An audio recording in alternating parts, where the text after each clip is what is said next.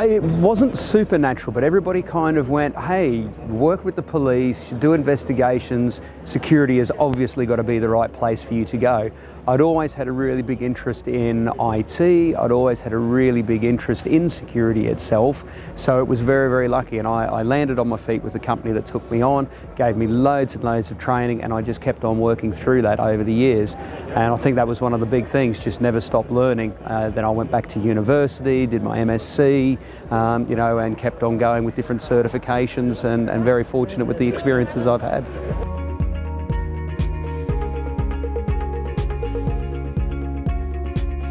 But there was some instincts because you're looking at different ways of coming at things. So when you go and you do it, you're always looking for what's that sideways avenue, or what's that something that's a bit different. It's not always the obvious thing. So definitely there. But the big thing, was perseverance. You just have to keep going until you get there. I think there's a part of it that also comes from experience. As you get there and you've been through it, you can see some of these patterns repeating themselves. And I spoke a lot about patterns and us coming back and being in the same place again today. And so when you see that, you can immediately go, oh, I recognise this thing. How do we do that? And how do I then avoid or move further on? One of the comments that I make to people starting out is making sure that you're getting years of experience. So does somebody have 10 years of experience, or do they have 1 year of experience 10 times over? So it's very important to make sure that you're always doing that growing and that learning and taking on new experiences.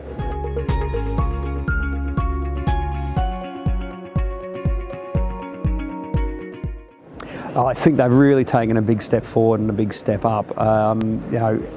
If you'd asked me this question 15 years ago, I probably would have had a very different answer, and that would have been that it was very much compliance driven, that it was being forced upon them. It was actually the changes that were being made through regulation and through compliance checklists. Whereas now I think there's a much more holistic view, and you're seeing less of those big impacts on the large financial organisations, and you're actually seeing things that are impacting the SME business world more than the actual large financials. So yeah, I think they're taking it much, much more seriously, loads more investment in there because they know that they can't mess around with it. Crypto ecosystem is just awesome. It is an amazing space and an amazing place to be. Every day is different, there's something new, and the ideas, the applications for it are just boundless. So I'm really excited to be right here in the middle of this ecosystem and at this juncture of times, because we are right at the beginning, and we're just seeing adoption go through the roof really, really quickly, and I just love being in it. Yeah, it's awesome.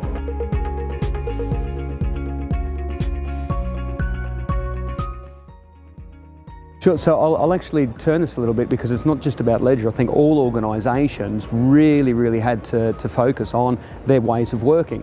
All of a sudden we had people, you couldn't come into the office, you couldn't use public transport, and we had to work from home. We didn't have infrastructure, we didn't have the thing set up, so it's actually been a real challenge for all organisations.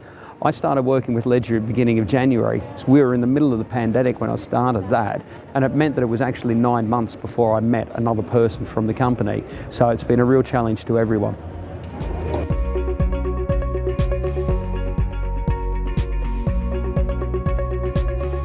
It was exactly that, having the teams managing them from home, not being able to see people face to face, not having that regular contact with them.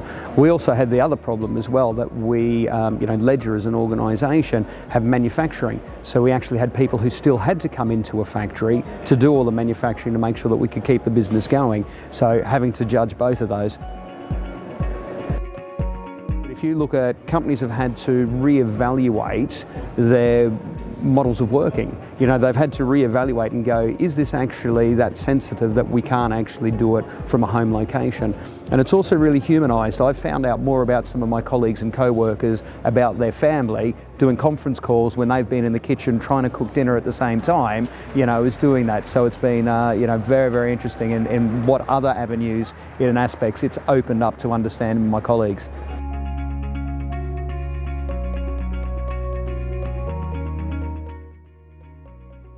Once again, going back to the the crypto industry. It's just because it is evolving so quickly and advancing so rapidly, we are just focusing on maintaining that core premise of making sure that it stays secure. We've got to bring that level of trust there regardless. Now we get requests to do integration, different coin, different chain integration every day, every week, and every week you turn around and there is something new that's coming out. So keeping pace with that, but not taking your eye off the ball to say we must maintain that core security.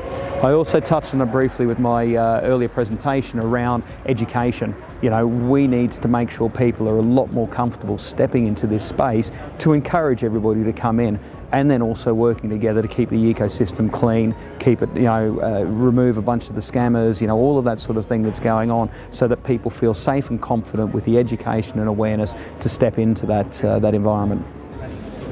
Great, thank you so much for giving your precious time over here. No problem at all. Thank you very much.